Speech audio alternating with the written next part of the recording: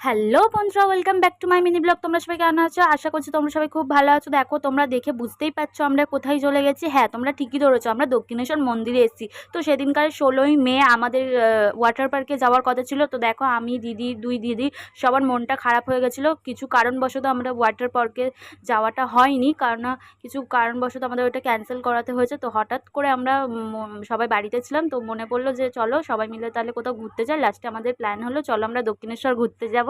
তো দেখো, ফাইনালি দক্ষিণেশ্বর মন্দিরে চলে এসেছি সব ফ্যামিলি মিলে, সবাই মিলে, মাটা, বোন টোন, ভাইটাই সবাইকে নিয়ে চলে এসেছি আমরা। তো দেখো কত সুন্দর দক্ষিণেশ্বর মন্দিরে সন্ধ্যেবেলা আমরা প্রথম গেছি, কোনোদিনও আমরা যাইনি।